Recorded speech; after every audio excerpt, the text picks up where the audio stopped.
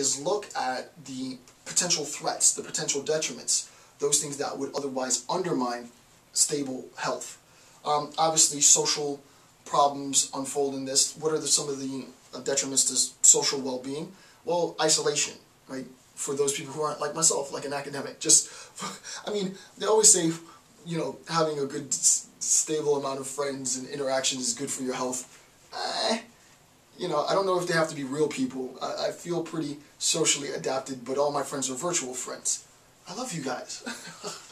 But, so obviously isolation is a problem. Mental health issues, I mean, we know all of, you know, binge drinking, drug abuse, depression, all of these things can lead to destabilized mental health. So any of these factors that lead to the destabilization of either mental, social, or physical health undermine, obviously, a more holistic approach to maintaining health.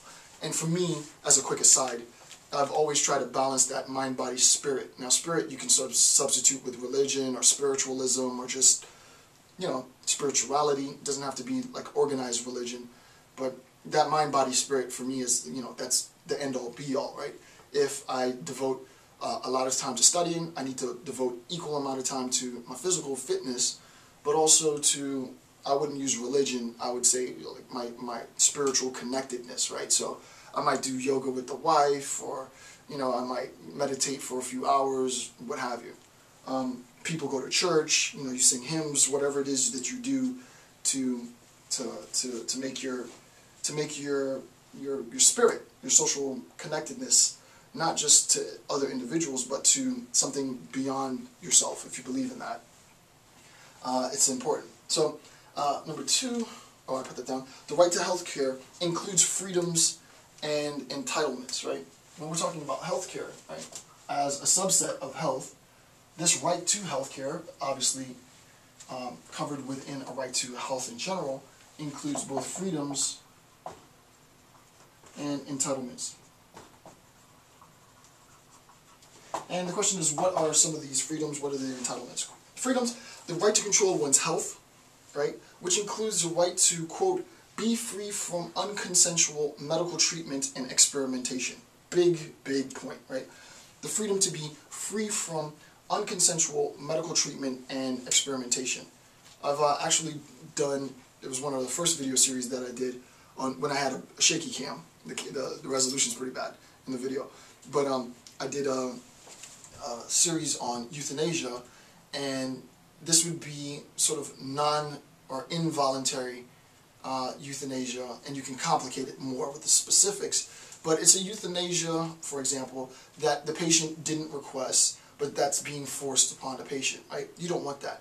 You don't want medical community performing experiments on you that you don't know and you're not aware of, right? So there's a right to be free from using my body as medical experimentation, and this is why, at least within the States, the Food and Drug Association has the power that it has, because you're not going to be able to test your products, whatever, you know, drugs that you're attempting to enter into the marketplace, until it goes through a battery of tests, right?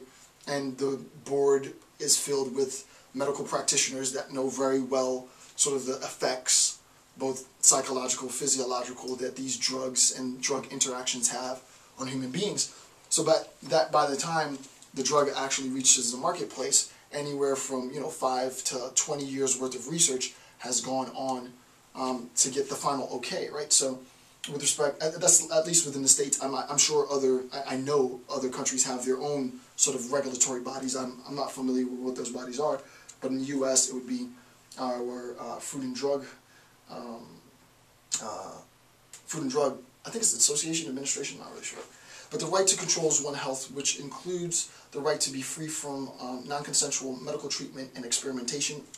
I need to consent to medical treatment. Now, granted, there are caveats to that, right? Within the United States, I think with the exception of one state, euthanasia is not legally practiced. It's not allowed. So it's not just the case that I can't have medical practitioners practice experiments on me, but even if I wanted to sort of take my own life, but to do it with dignity, there are regulations on that as well, right?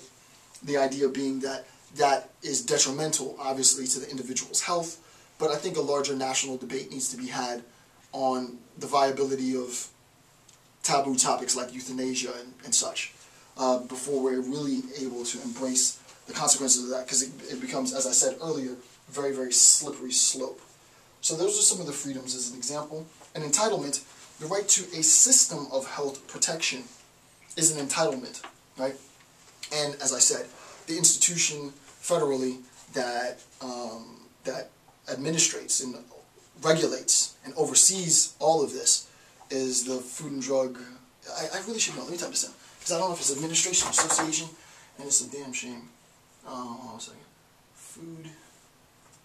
Food and Drug Administration, right? So the Food and Drug Administration oversees, obviously, oversees this entitlement, right? It's the end all, be all, for all practical purposes, which allows and safeguards, blocks, protects the population from potential both experimentation and drugs that are just not safe. Okay, what are the obligations, right? Number 3, and actually let me put this back. What are the obligations? The obligations, O-B-L-I-G-A-T, obligations. The first obligation is non-discrimination and equal treatment, obviously, right? If we're talking about healthcare, there needs to obviously be measures within the medical community for non-discrimination and equal treatment. If you, now, there is a bit of a discussion that can be had on this, right?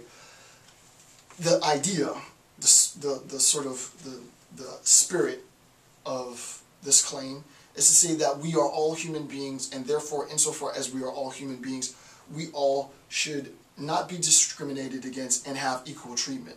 However, the reality is, at least within the United States, unfortunately, is that depending, and this is just a fact, it would be just wrong for me to give the lecture without acknowledging this, that if you don't have, if you don't make enough money, if you live within the poverty and below the poverty line, you are much more likely to get sick and to die of a disease that could otherwise been prevented, provided you had medical care. If you live, and you'll see this in a second, if you live in a developing nation and you don't have proper sanitation, you're far more likely to die of illnesses, and I'll talk about some of them in a little bit, that can be cured with, you know, simple antibiotics. So it's important to recognize that with respect to healthcare, yes, we are all entitled to equal treatment, we're all entitled to non-discrimination. However, the fact is that that costs money, right? So the more money you have, unfortunately, the better care you get. And though that's not the intent, that's just the fact. So it would really be wrong for me to do a lecture and not address that fact, because it's so blaringly obvious, at least factually. Okay, next is the prepared national health strategy. I'm not really going to get into that, right? Sort of nationally, what are strategies? How are potential health threats organized, recognized, combated? This is where, you know, at least within the states, the CDC comes into effect. This is where Mayo Clinic comes into effect. This is where both private and public organizations come into effect to try and nationally create a strategy for preventing the mass spread of sickness. This is why your children have to get, my children, our children have to get shots to go to school. And this is why